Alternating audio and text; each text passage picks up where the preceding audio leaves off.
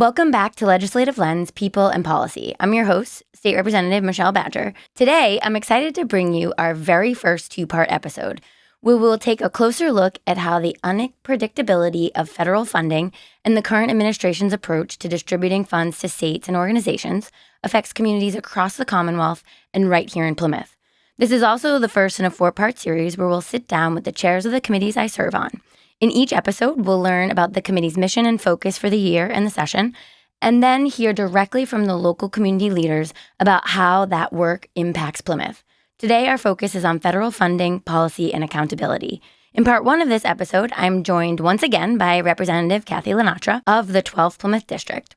Rep. Lenatra is now serving her fourth term and is chair of the new House Committee on Federal Funding, Policy, and Accountability.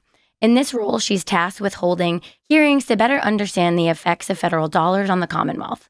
We've already had a handful of hearings, and I found them both fascinating and eye-opening in understanding the real impacts of these funds. I'm so grateful she's here to share her insights with us today. Welcome, Kathy. Thank you so much for having me. Thank you for coming. Then in part two, we'll turn our focus to Plymouth itself. I'll be joined by two leaders who know our community inside and out. Plymouth Public School Superintendent Dr. Campbell, who you'll remember from our August episode, and Town Manager Derek Brindisi, who will join us for the first time. Together, we'll discuss the federal funding and what it means on the ground for our schools, for town services, and for the residents across Plymouth.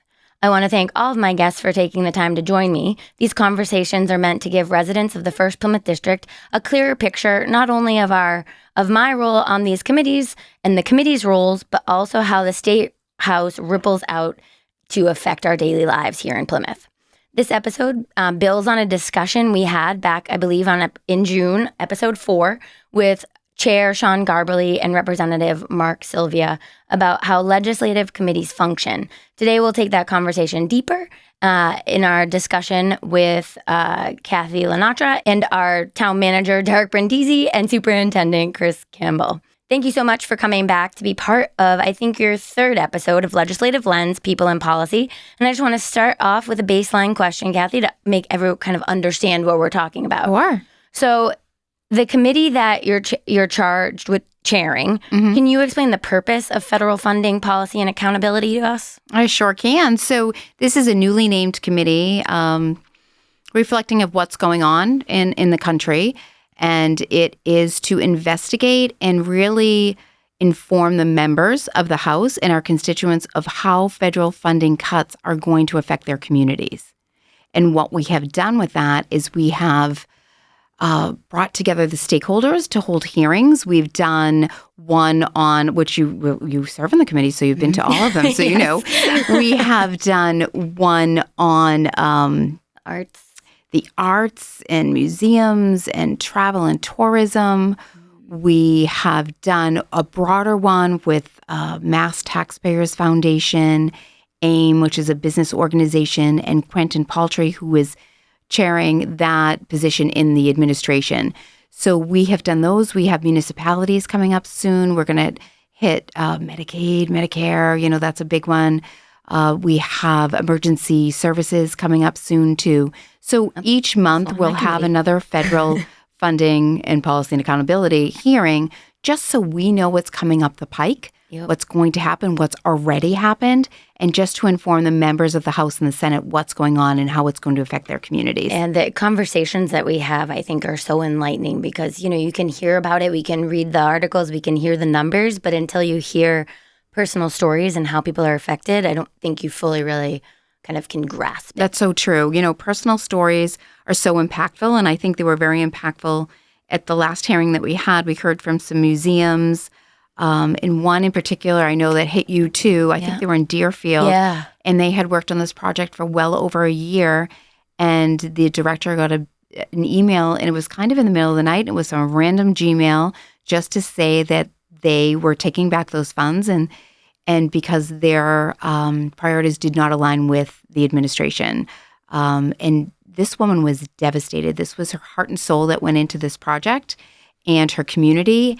And just to see her reaction to that, I think really impacted all of us. Yeah. Yeah, and I think everyone was so articulate in explaining it. I think that really, they were just so impactful. Yes. Now, I know there's always a lot of talk about transparency. Do you view this role as a way, this committee's role, kind of to even heighten our transparency within both our state and federal government? I do. It's really, knowledge is key, right? We know knowledge is key, and the more we know, the better off we are. And the more we know and we share with others is very transparent. So again, it's gathering all this information of how it's affecting people on the ground in our communities, how it's affecting each municipality in the Commonwealth, each organization. We're going into nonprofits soon too, and that's a whole nother animal. Yeah. How that's going to, those cuts are going to affect our nonprofits, and sharing that so people actually see that, yes, these are dramatic cuts that are going to affect you. If not you directly, it's going to affect people in your neighborhood, people that you're related to. An organization that you're passionate about. Like, exactly. It's going to hit us. And so that's why I thought it was really important that we have these conversations. And I think one piece kind of from our conversation with Rep. Garbely was about the different kinds of committees. So we talked about how we have committees with bills and committees without bills. I guess, like, how do you view with a committee without bills a little bit differently than a committee with bills, like in the process that you kind of work your way through? It is much different. So last session, I was vice chair of healthcare financing, and we had many bills, because as we know, healthcare is a mess right now, and we've been working on that in the House and the Senate for the past few sessions, and passed a wonderful bill on Wednesday too that will help with our community health centers and our community hospitals. But this is a little different, where the charge is really on me and my committee staff is what's important to the Commonwealth and what's important to our members that they need information on. And as you know, you serve on 4 committees, right?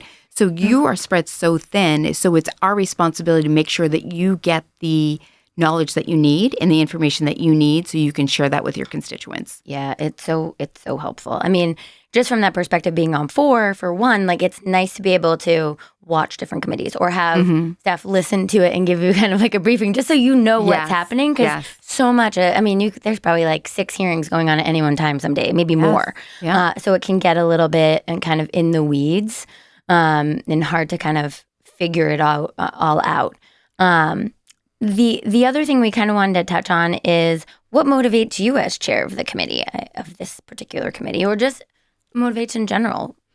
I think pertaining to the committee, I feel like I'm always on high alert because things are changing so dramatically and so quickly. Everything's happening so quickly, and it's keeping on top of that. I have a wonderful staff, as you know. I have a new researcher, Matthew, who's just been amazing. Yes. And it's just trying to keep on top of everything that's changing and so quickly, and getting that out to the members as quickly as I can. Although something where it changes so quickly, what may be one day, the next week will be another day. May be different. So something we will say, we may have to retract like within a few days, and trying to keep on track of that so we know to retract that as soon as possible. But it's a lot more responsibility being a chair than it was last year when I was a vice chair. Yeah. So I want to do the best job that I can for my colleagues and for my communities, as well as the entire Commonwealth. And so does my staff. So we work very, very closely together. Yeah, you have an amazing staff. They're also helpful. They are helpful. Yes. And then, we talk, I think in the episodes that we've talked about the importance of constituent voices. And although this committee is focused federally, and we've kind of talked about it hitting our community and everything like that, how can people kind of have their voice heard in this particular committee? So in this particular committee, definitely reach out to the committee when you have questions. And we can, a lot of it's federal, so you would reach out to your congressman or your United States senator. But we will be able to help you with that, to be the conduit to make sure that they get your message, get your concern, help you with federal issues. So we get a lot of people, you do as well, your office, that have our constituent services that don't deal with the state, but they actually deal with the federal government. So we're able to connect you to either your congressman or U.S. senator to help you with that. But any questions you have that have to do with federal funding cuts or any kind of federal funding there is, please reach out to my office. Perfect. Now, you mentioned some of the things that we have kind of coming up. We're looking at the future here. Are there any particular areas that you're particularly interested in, like, focusing on moving forward? Definitely healthcare, right? Definitely healthcare. But that again, the impacts of that are not going to be for a bit. Yes. Like, we know about the cuts, but we really don't know what that impact is going to be at this certain point in time. Yeah. So we're just collecting the information that we have, and we'll have a committee hearing probably later next year. Nonprofits, I'm working with one of our colleagues on that, and we'll see what's happening with the nonprofits. It's very Like you say, important. it's ever changing, right? It's ever changing, but see, they have had cuts, right? Right now, Perkins School of the Blind reached out to me the other day, and those cuts have been proposed, but they haven't actually happened yet. But what is that going to look like for our people that are hearing impaired and sight impaired? These are very important things. So that's what we're focusing on right now. Like I said, we're dealing with municipalities in October, which is a couple weeks away, which is crazy. And then November, it will be the cuts to FEMA, right? FEMA and MEMA. Yep. And we have the winter coming, and luckily we've had mild winters, but you never know. So No. what It's would supposed to be cold and icy this winter. Is it really? When I went to the Farm Bureau dinner, that's what they told me at the Farmer's Almanac. It's time. Like, when you think of it, But we've just been icy. waiting. I'd rather lots of snow. Icy, like if we have, but what? Say we have, God forbid, another blizzard or 78 or something. What would that look like? Where is our help going to come from? Our coastal communities. The 12 Plymouth is mostly a coastal in Plymouth, right? Yeah. All coastal communities. Yep. So that really affects us. Are we going to have the funding there or the help there to assist if we have one of those tragedies that happen, one of those storms? Those resources. And you bring up a great point that so much of what is happening isn't happening now. Some of it is happening now, but some of it is 2 years or 6 months down the road. Right. And so it's hard to kind of keep track of, and it's hard to figure out what we've got ourselves into. I guess, what is one thing you wish more people understood about how federal funding typically works versus how it's working right now? Kind of plays into that long-term look that is in some cases usually something that can be relied upon and consistent. But now might be a little different, so I don't know what you... One of the big things that I think everybody will understand is infrastructure, right? Our infrastructure, the Cape Cod bridges. Yeah. That's perfect example. Mostly federal funding dollars to do that. I haven't heard anything about that recently, and we're hoping that will still happen. I know there's only money right now for one bridge, but like large projects like that, most of us travel over that bridge, and we know how it's aged and how scary it is going over that bridge, right? So narrow. So that's an example. This is where our money, when we get cuts, are things that we're not able to do. Yeah. When we cut funds, when we talk about education, right? Title I. Yep. Title I is a federally funded program. So crucial and to our schools. we have a school in Plymouth that is all Title I, right? The head school is all Title I. We have a couple. I only know this is one of my districts. So we know about that. How is that going to affect that community? Yeah. So there's so many large issues that I don't think that people are aware of that we get federal funding for. Yeah. Yeah. And just where it's going to be down the road and just the usual all stability. Our bridges are aging. Yeah. Right? I mean, we look around all the time. I mean, I just got one the other day about Route 3 overpass. Looked a little bit rough. I mean, they went and they checked, and it's, they have it in their study and it's perfectly fine. It just needs a little paint, needs a little facelift. Hopefully someday it'll get the facelift. But when you look around, you can see it. And there's so much that has been put off in so much of the infrastructure in the Commonwealth and across the country. It just, I mean, it's what we had from the New Deal. So much of it was done at that point. And exactly. That generation's dying out, so our roads and our bridges and need nothing to be. lasts forever, right? Nope. It's all about keeping up our roads and our bridges and our just our infrastructure, our sewer lines. Oh, yeah. A lot of sewer projects are funded by a large part of that is through federal funding. Yeah. No. Is there anything else that you'd like to leave our listeners with about the committee at all? It's again, I'm very grateful that the speaker has appointed me to this chair as this committee. It's a very daunting title, but I'm learning a lot. It's a great opportunity to learn more about federal funding and the government. But just to let the listeners know that there's always someone there to answer your questions, whether it's your office they reach out to or my office, or if there's someone listening that has a different state rep or state senator to reach out to, please do. And if they don't have that answer to your question, they're going to find it. So Yes. our job is to bring you to people that can answer your questions and help you. So I just want to relay that we are always here for you. We're as transparent as transparency goes. Yes. We're going to tell you the truth. We're not going to sugarcoat anything, but we're going to help you the best that we can. Yeah. And I think that's literally the theme of the show in every single podcast. It's all about listen, we reach out, we help, and you have to tell us, or you have to reach out to tell us how you need our help or questions that you have. So I just want to thank you so much for helping me share with our listeners more about our committee, how it works, and the specifics around federal funding policy and accountability is looking as we go through this session. It's been really valuable to hear about how you are approaching the oversight and transparency when it comes to holding the federal government accountable for funding and policy issues. So thank you for joining. Oh, thank you for having me. Now it's time to welcome our guest for the second part of our episode. As I mentioned earlier, we'll shift our focus from the State House to right here at home in Plymouth. Dr. Chris Campbell has served as superintendent since 2020 and brings more than 25 years of experience to education as a classroom teacher, principal, and district leader. You may remember him from last month's episode, focused on school funding and other policy issues. In addition to him, we welcome Derek Brindisi, the town manager for Plymouth, to this podcast for the first time. He has been our town manager since 2022, but previously worked in Plymouth as the assistant town manager from 2015 to 2017. Thank you to Chris and Derek for joining today to have this discussion about what federal funding really means to Plymouth and how it impacts our schools, our towns, and the lives of residents each day. So let's get started kind of as a level set. We've been talking about with Rep. Lenatra in the first part of our episode about the unpredictability of federal funding. And I wanted to start off, again, base level, how the town has been impacted recipients of the federal funding. So we'll start with Chris to kind of share with us a little bit about federal funding and its impacts on the school district. Sure. Thanks, Michelle. Thanks for having us.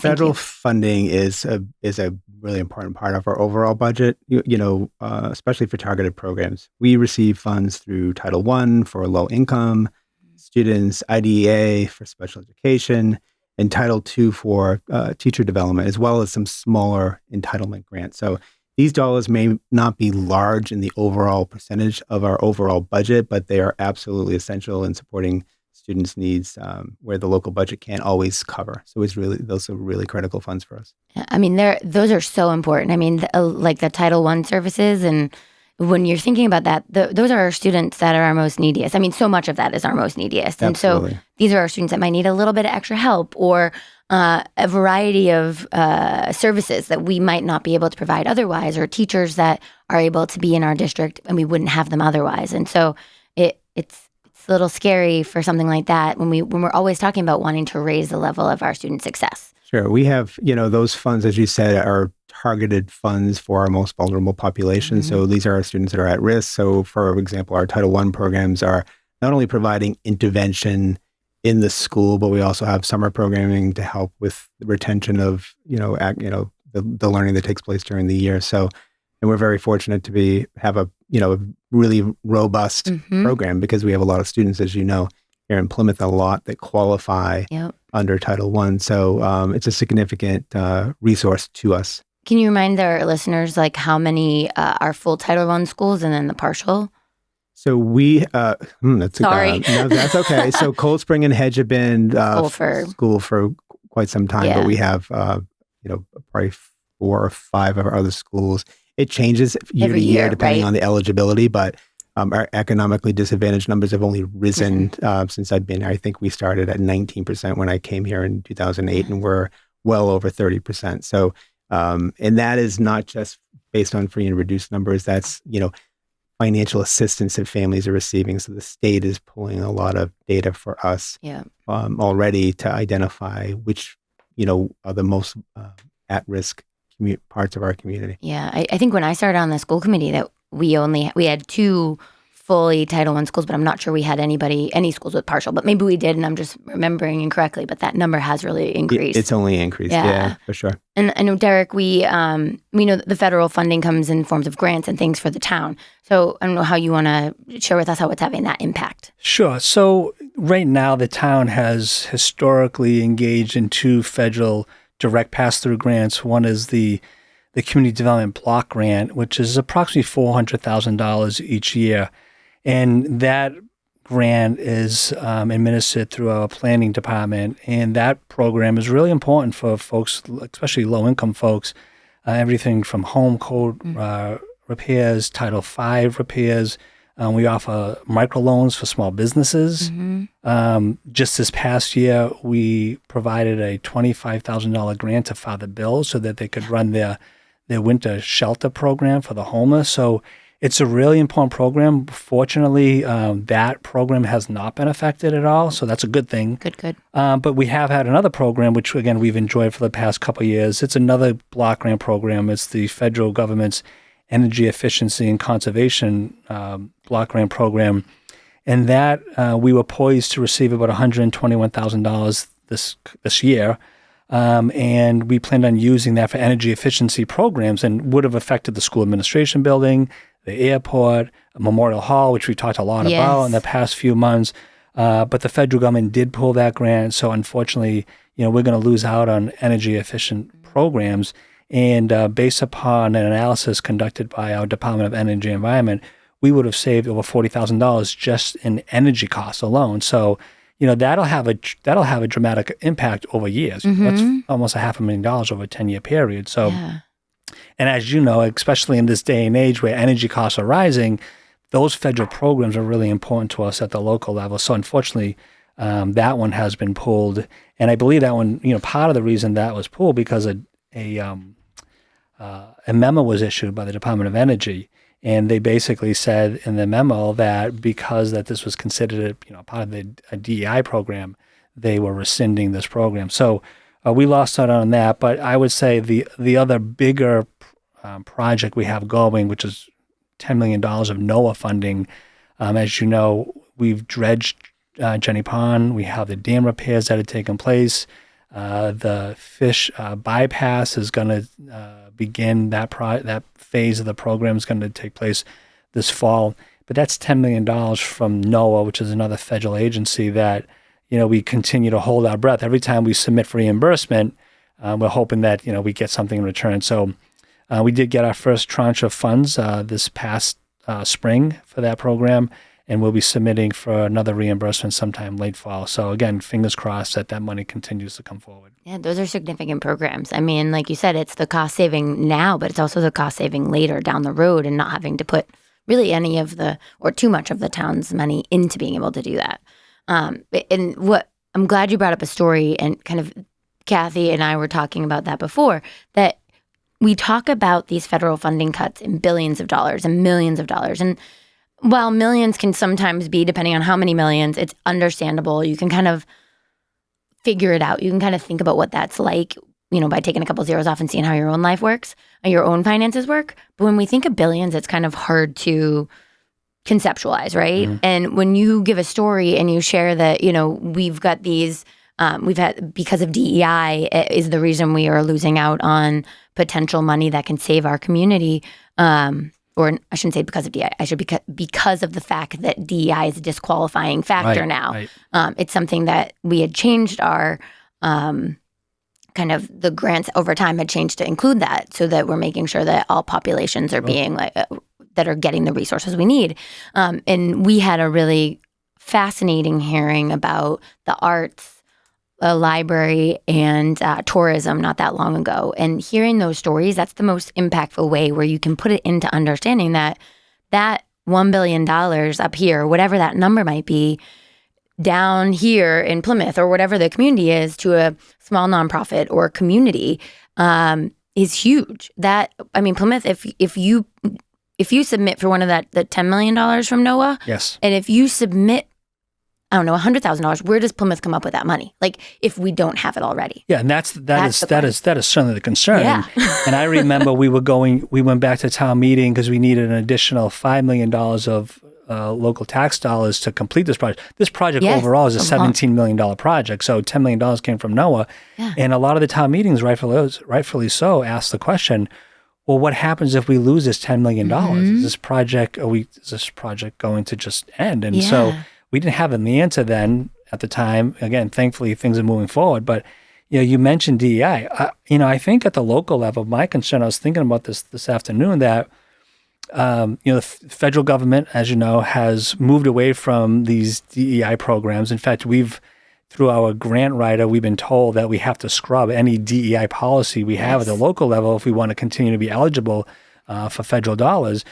But at the same time, we're getting a different narrative at the state level. So I'll give you a good example. The Cannabis Control Commission requires us at the local level to have a social justice policies, right? Yep. So we're in this very interesting spot where the federal government is saying no to DEI, and the state is saying, well, you have to follow our DEI policy. So it's putting us at a local level. We're trying to figure out, which way do we pivot? Yeah. Because as you pointed out, federal and state dollars is how we keep things moving, right? And so we need the support at the federal level. It's certainly need the support at the state level. So we're trying to pivot as we can and trying to, navigate this DEI landscape very, very lightly. And there's a lot of landmines in that. And that, I've heard from when we had our last committee hearing, there's a list of words we can't use, or, I think I heard that from a town employee too, that they're like, we have a list of words that we don't use. And in order to hopefully get that funding for the federal level. So it puts you in a really difficult spot. But it's also just like an interesting pivot in general, like for our government in general. We're a country that is, we're built on diversity of thought. And so, and I think when people look at DEI, there's one way that people look at it when really DEI means so many things. It's not just about where are you from, what color is your skin, what race are you, but it's about socioeconomic. There's so many, your viewpoint. It's just, so it is really difficult to deal with that. So I can sympathize. I just, so Chris, we talk about a little bit of the grants and things like that you have. How are you all preparing, say, if right now you're safe, because we heard at like the last hour that the federal government was going to come through with the money that we weren't sure. Right. That was in August, late August, I believe, because it was unsure if you'd have the funding for that. So now, how are we looking forward to make sure that, next year or however you're planning? Because I know you've already started planning for FY27. Yes, we are. Constant, right? It never ends. So yes, you're absolutely right. We were very concerned with the uncertainty of the federal funds. We receive about $3.5 million in entitlement grants. All the title grants. We confirmed around budget season that we had about half of those, but half of them were still unsure. And fortunately, they were released because that money had already been sent to the states. So we were very fortunate. It's down a little bit overall, but not to a point where we're concerned. Okay. So we were planning for that in the event that it happened anyways. But the uncertainty, I think, is for FY27. Yeah. So the 26 funds are in hand. What do we do for 27? The impact would be significant. $3.5 million isn't, a small amount of money to consider. And we're talking about, potential reductions in intervention supports, fewer mental health staff, or delayed rollouts of, curriculum changes or rollouts that are coming from the state. So it's a challenge. And we're super appreciative also for the state for kind of stepping up and supporting Chapter 70 funds this year. So excited. Helps out significantly. I can't tell you how appreciative we are of that, because, that's, about $1.5 million of extra funds for us. Yeah. And we've made some reductions and it helps us, but we have to think about that and use it strategically to kind of anticipate some shortfalls in the coming year. So what can we do now to avoid later? But it really affects, any kind of reduction would affect the students who really rely most on supports, those with learning needs, English learners, students with challenging home situations, because that's where we prioritize those funds, as I mentioned. So when the funding becomes uncertain, it makes it harder for us to provide the consistency and the quality that, we want to provide. But, we're strategic about it, and we're kind of, as I said, very fortunate for the state funds that have come through, and trying to be mindful of how we could pivot some things and prioritize things next year. The mental health piece is really scary. I mean, I think we see that the increase in need at the schools in the town. I mean, everywhere. Yeah. I mean, we've seen it with the police, and we see it with incidents that happen in our community. And the fact that funding might be removed that might be able to help our students, it's with anything. An early intervention helps a student be able that may not be speaking to be able to speak, or some student with mental health, maybe give them some tools that they can work on and have for the rest of their lives. And so by doing that, we're impacting what's happening in our town right now, but we're also impacting 20, 30 years down the road with people who don't have the resources and the scaffolding skills, I think, to deal with whatever mental health issues they might have. Well, I mean, and you're right. I mean, this could, in some respect, be considered a mitigation for the future, right? So I can tell you right now. So we hired a year ago a crime analyst. Yep. So we're now using data that is taken from the police department to drive all of our decision making, and so it helps us with our redeployment strategy to look at hotspots and things of that nature. So we have this full-time crime analyst who presents data to the chief on a weekly basis. And what the chief told me is that 80% of the calls the police department going on are rooted in some type of mental health crisis. Yeah. And so, if those federal funds were to be removed, you're 100% correct. In 10, 12, 15 years from now, that 80% number of police department, calls for service could be 90, 95% because we don't have the prevention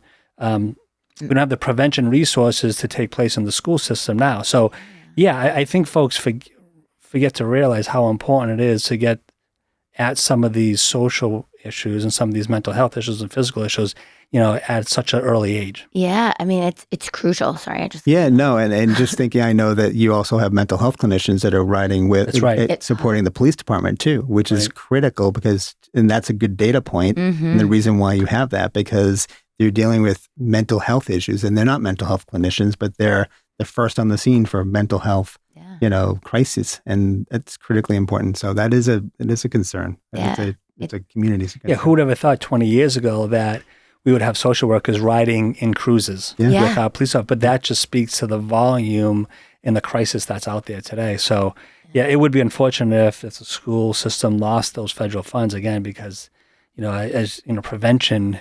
If it's predictable, it's preventable. Yeah. So if we can predict what's going to happen, and we can try to prevent it today. Exactly. Yeah. And mental health is one of them. I mean, we've got housing crisis, but then we also have mental health. It's another crisis everything seems like everything's a crisis. So I don't want to call it that, but it is a huge concern. It is something that we need to, I know that at the state level, we're focusing on that and focusing on our housing issues. But it makes me nervous for that what we're not seeing, and I think a lot of people, more and more the conversation is, what does this look like long term if we're not funding it now? So that makes me really nervous.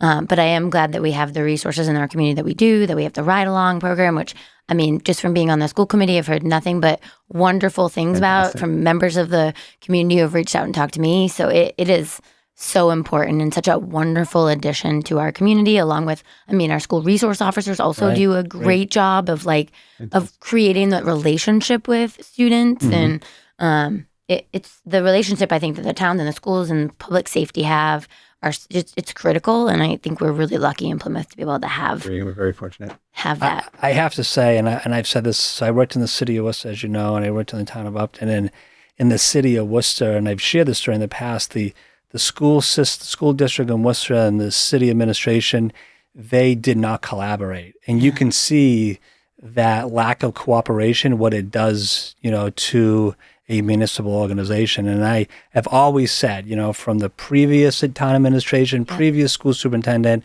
and I think we share the same, Chris and I and the school committee and select board, we try to collaborate as much as possible, because that's really honestly the only way to move this community forward. But together we're stronger. It's with everything, right? If you're working in their silos, who gets anything done? Who knows what's happening over here? The left and the right hand aren't talking. So, we talked a little bit about funding, and we can go back to it if I'm missing anything that you all wanted to touch on. But I know that we've had a number of policy changes from the federal government. We've had policies from ICE to healthcare. We just kind of hit on, and more affecting Plymouth.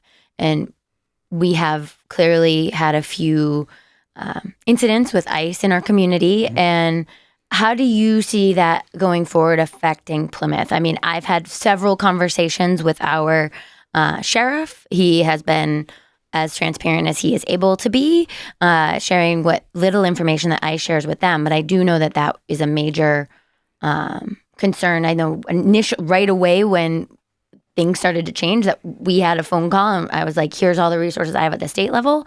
And then I know you've had lots of meetings and things, but I do know it's that bugging thing. Yeah, this is a sensitive issue. It's very sensitive, and I can see why there are folks in the community that get concerned when ICE is present. And for there are some folks that believe that ICE shouldn't be here at all, and that's a philosophical debate. Yes, but what people need to understand is that we can't get involved. When I say we, the police department cannot get involved in ICE operations. In fact, right now, our police department, the state law prohibits local law enforcement from enforcing what is known as civil immigration detainers. And so we don't get involved in that, but we can't stop ICE from doing it either, right?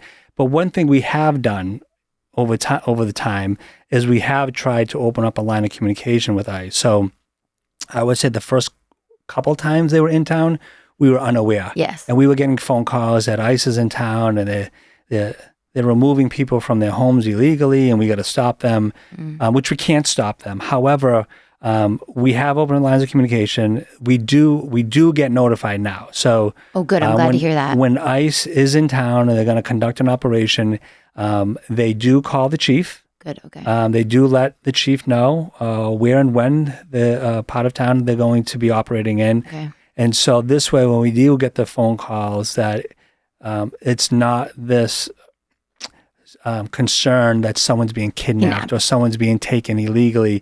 We can say, yes, we know ICE is operating in town. Unfortunately, there's nothing we can do about it. So we have to continue to let them operate. So, wherever you fall on, whatever side of the fence on ICE operations, we continue to enforce the laws that we are allowed or authorized to enforce. And the ones that we can enforce, we do the best that we can to keep the rest of the community safe. Yes, and I think that's really important. And thank you for sharing that because it's really what I was trying to make sure people understand that Plymouth Police isn't working hand in hand. Right. That is not, they're not able to do that. And, I hear that a lot, that people are concerned that Plymouth is helping. And thankfully we are not, and we're not able to. But and there is a piece of legislation because right now there's not a whole lot that can be done. Plymouth Police, if they see somebody that they're unsure, there's no current law. There's no way to get them to show you their ID or not what have you, especially if they're masks. And I know it's funny because I was having conversations with Mask Cop at the same time that I guess there were other conversations happening at the Senate side, but there's actually a new piece of legislation, and I wish I had the information with me, but essentially it boils down to, in Massachusetts, we have a law that says you cannot impersonate a police officer, right. But it's only a police officer, it's only state level. And so this piece of legislation puts in the word federal and actually cleans up some of the language because it's kind of a messy, it's a messy statute. And so it's a little bit cleaned up. And if it passes, if it goes anywhere, I don't know, it'll at least give our police officers a tool in their toolbox to be able to say, hey, can I just see an ID? To make sure that if for some reason they stop communicating with the chief or what have you, that we can make sure that no one's actually being kidnapped and nobody gets hurt. That's why having lines of communication are important because any one of us can go to an Army-Navy store, right? And there's a lot of bad actors out there, right? And you can go there, you can impersonate a police officer, kidnap somebody. But if we, the police department, are understanding where ICE is operating, if they do get that phone call, then they can say, I hope, with some level of certainty, that, we didn't get a phone call for that neighborhood. So there's got to be something that's going sideways in this neighborhood that we need to investigate. Yeah, no, this is great. Thank you for sharing that because I know it is a concern on the school side as well. Yeah, and to Derek's point, and I sent out a communication to our whole community last January that we're following the law and we're not going to impede any ICE investigation, and we stay out of that. And the police department is a part of that, is a part of the communications with ICE, which I think is helpful certainly to the community, so that it may lower the anxiety for people who are uncertain as to who are these individuals that are in there that don't have identification or in unmarked cars. Yeah. For us as a school working with children, particularly children that whose immigration status is what it is, it does create that uncertainty and fear, rightfully so, because they're worried. Our families are worried. They're worried they're going to be taken into custody and their parents aren't going to be there when they get home. So we have seen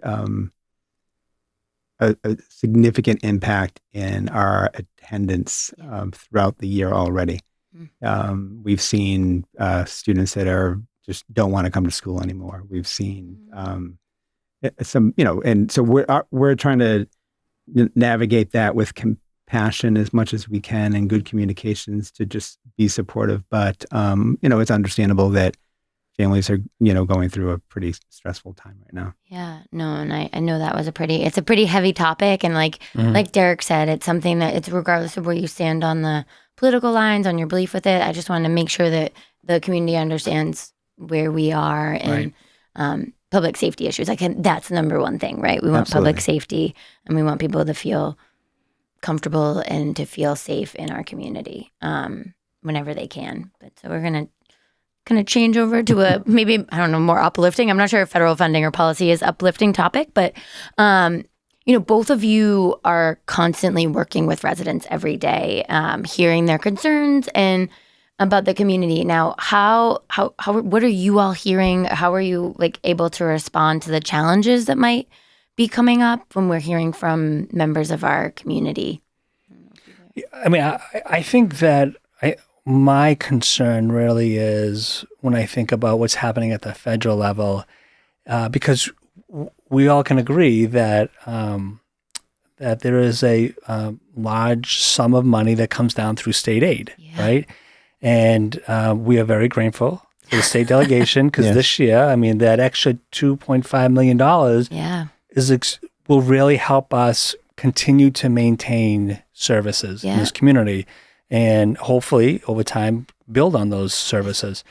And so the conversations that we have most often really are around what negative impact will the federal resources have on state aid. And does this mean 9C cuts in this coming winter? So those are the things that we're bracing for. We're not trying to, although we want to be optimistic, we're just trying to be smart and conservative and say, let's take a step back and see how things play out before we go ahead and spend the money that's been afforded to us. So I would say that's probably we're slower playing this a little bit, being a little conservative with the dollars that have been resourced to the town so far. Yeah, I mean because we've had the conversation about the earmarks that we're able to get for Plymouth and whether or not they'll be able to, we'll see them. So that whole conversation about 9C cuts is real. And I mean, we were told to wait till the fall and see if we can, where funding will be, how it will look like. I mean,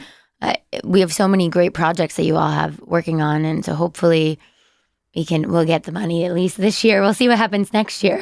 Yeah, just to reiterate everything Derek said, though, we are so appreciative of the state delegation and state for supporting that. And I think it's just, the collaboration is key to make sure that we're not overspending. We're being very conservative with our approach, that we're in constant contact with one another locally and with the state, such as yourself and Rep. Lenatra and whatnot. But, internally, we're doing everything we can to just evaluate our programs for both efficiency, but also long-term viability. So we have a responsibility. And I think we've done that. I mean, in the last 5 years, I've tried to do that, knowing with COVID funding and some of the federal and state funds that we received, we need to be smart because we didn't know where the economy was going to go. So I think it's just being good stewards of funding and being responsible, being conservative in our approach, not assuming that this money is going to be here forever. And we have to take that approach. And it's worked for us, I think, for the last 5 or so years. And I think it will just continue to do that.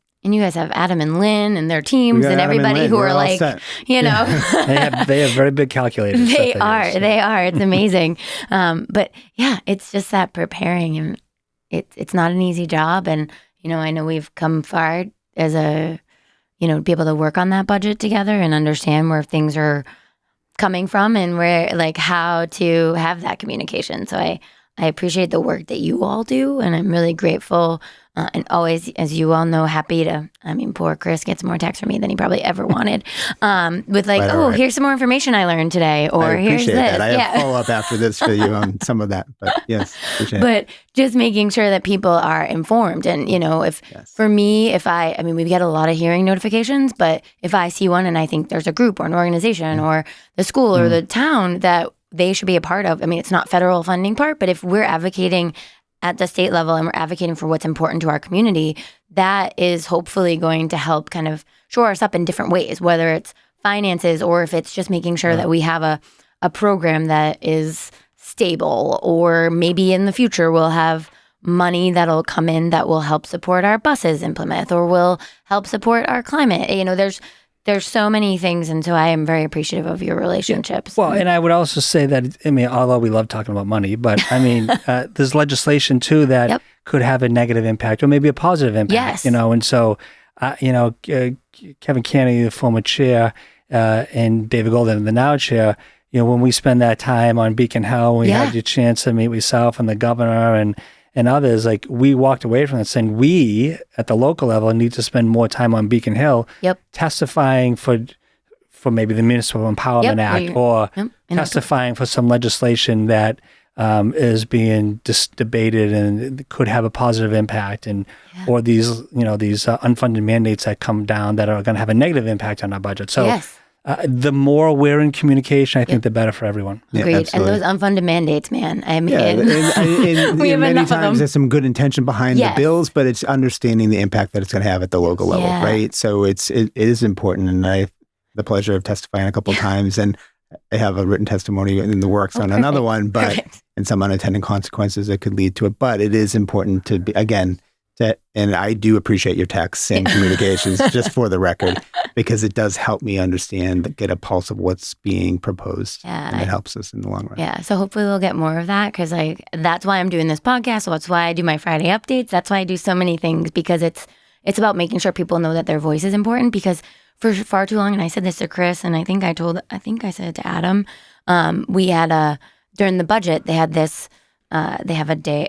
They have like not a random, but basically an overall look at like the budget, because they have their different areas of kind of parts of the budget. And then there's one that's just come on in and talk about the budget to us. And I was super jealous. There was like 4 kids from Western Mass that came to testify and advocate on behalf of school funding. And I was like, oh, and you see the Western Mass kids, I always hear like, we get a lot of Cape people who testify virtually in Western Mass. And I'm always like, God, I need to get more Plymouth people. I need that to happen, because I just don't feel like it's heard about down here, or, it's funny, just who knows? We get a lot of Cambridge, of course, and Somerville and those areas, because you're close in Boston, you're able to. But now we have you can sit at your desk and do work all day and listen to it with virtual.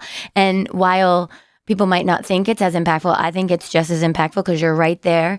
Written testimony is also impactful, but getting there and hearing that story, whether you're in front of us or you're that voice that just comes from the heavens. I always, in every committee hearing, we don't know if the person's virtual, depending on, or the chair does, but I don't. And so you're waiting for the person to stand up and walk, and they don't, and you just hear this voice. And I always like look to the side, like I'm going to see somebody coming from where the speakers are.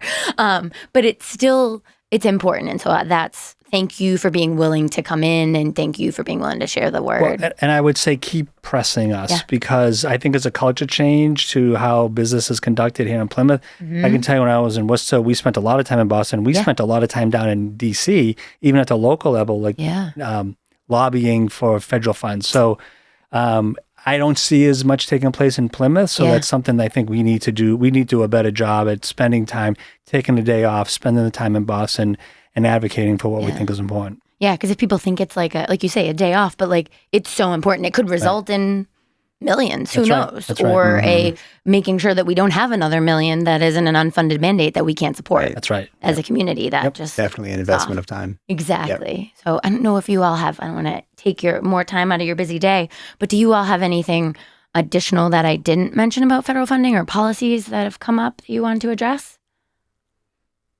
Nothing specific regarding any policies or funding. Just that we're committed to continuing to work collaboratively and really appreciate the, working with the state and just being mindful of, that the floor could drop at any point, and we got to be mindful of the funding may not be there, but we're working very collaborative together, trying to stay informed, form strong partnerships to make sure that we're doing right by our students and our families, and we're committed to that, and that's not going to change regardless of what happens from the federal level.